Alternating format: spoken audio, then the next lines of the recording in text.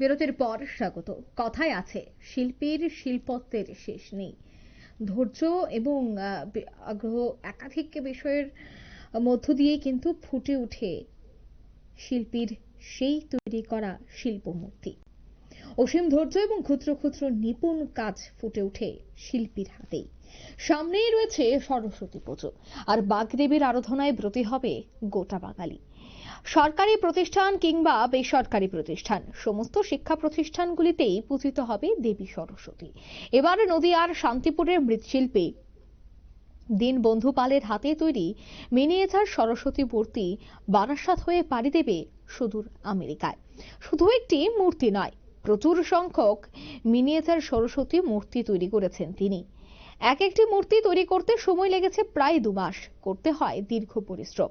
তারপরেই ক্ষুদ্র ক্ষুদ্র নিপুণ কাজের সাথে ফুটে ওঠে এই সরস্বতী মূর্তির কুলি। তবে বড় সরস্বতী মূর্তির চেয়ে মিনিয়েচার মূর্তির চাহিদা থাকলেও মৃৎশিল্পীর অভাবে এখন প্রায় বিলুপ্ত হয়ে উঠেছে মিনিয়েচার সরস্বতী মূর্তি। শিল্পী দীনবন্ধু পাল জানাচ্ছেন যে নতুন প্রজন্মে কেউ এই শিল্পের দিকে আর ঝুঁকছে না। দক্ষ শিল্পী ছাড়া এই প্রতিমা করা অসম্ভব, কারণ ছোট্ট সরস্বতী মূর্তির উপরেই হাতের তৈরি মাটির সাজ সহ সোলার সাজ শিল্পীকে নিজেই করতে হয়। তাই নদিয়ার শান্তিপুরের পটুয়াপাড়ায় একমাত্র তাকেই করতে দেখা গেল ক্ষুদ্র আকারে মিনিয়েচার সরস্বতী মূর্তি। ঠিক তিনি কি বলছেন শোনাচ্ছি।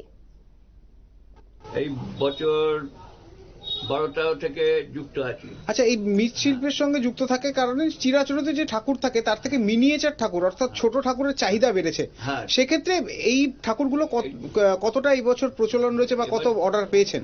অর্ডার বলতে পেয়েছি, খানপাতে পেয়েছি এই পর্যন্ত।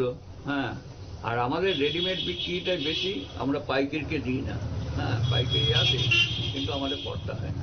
কতটা সময় লাগে? হ্যাঁ, যা খরচা, যা মানে হয়ে যায়। হ্যাঁ, আর ছোটবেলা থেকে এই কাজে। আচ্ছা, এই যে ঠাকুরগুলো তৈরি করছেন, প্রতি বছরের যে মার্কেট থাকে সেই মার্কেট কি এবারও রয়েছে? এবছর কেমন হবে এখনো পর্যন্ত বোঝা যাচ্ছে না, বুঝছেন তো। এইবার মার্কেটে প্রচন্ড পরিত্রাণ হলে যা হয়ে থাকে, কেউ কম পয়সায় নিয়ে চলে যাচ্ছে, আমাদের ঝাড় খেয়ে যাচ্ছে। আর একটা প্রশ্ন রাখবো, কতদিন সময় লাগে এই ঠাকুর তৈরি করতে? সময় লাগে, ধরো আমি বসেছি, ধরো 2 মাস হয়ে গেল। আচ্ছা, এই ঠাকুরের দামটা তো কেন বেশি হয়? এত বেশি হয় আমাদের হাতে তৈরি, আমাদের পুরোটা ডাইসের নাই, আমাদের পুরোটা হাতে তৈরি করা বলো, আঙুল বলো, বিনা বলো, এসব আমাদের কাজটাই পুরোটাই আলাদা। হ্যাঁ, মানে অন্য পালের সাথে আমাদের কাজটা মিলবে না। আচ্ছা, কোথাও যাচ্ছে এবার আপনাদের হাতে ঠাকুর? হ্যাঁ, যাচ্ছে, তোমার আসানসোল যাবে, ও তোমার ইয়েতে একটা যাবে বারাসাত, আমেরিকা। হ্যাঁ, আমেরিকাও যাবে। হ্যাঁ, আমেরিকা একটা।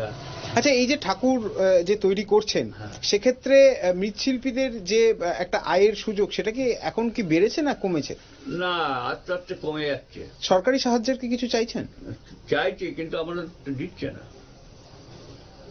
আচ্ছা, যদি সরকারি সাহায্য পান তাহলে প্রতিষ্ঠানে আরো কাজ হবে বলে আরো কাজ করা যায়। বর্তমান প্রজন্ম কি এই কাজের সঙ্গে কাজ করছে না তারা মুখ ফিরিয়েছে কাজ থেকে? তারা মুখ ফিরিয়েছে। মানে আমাদের এই পাল সমিতি যে পালের যারা কাজ করে, আমরা যে ঠাকুর বানাই, আমাদের জন্য কোনো হেল্প নেই। ঠিক আছে, আপনার নাম? আমার নাম হচ্ছে দীনবন্ধু পাল। এই জায়গার নাম? আপনারা শুনলেন বক্তব্য। এখন শান্তিপুর শহর পশ্চিমবঙ্গের বিভিন্ন প্রান্তের নাম অর্জন করে আছে এই শিল্পী দীনবন্ধু পাল। তবে এই ক্ষুদ্র নিপুণ মৃৎশিল্পীকে বাঁচিয়ে রাখতে সরকার একটু নজর দেওয়ার আবেদন জানিয়েছেন শিল্পী দীনবন্ধু পাল। নিয়ে নিচ্ছে ছোট্ট একটি বিজ্ঞাপন বিরতি, সঙ্গে থাকুন।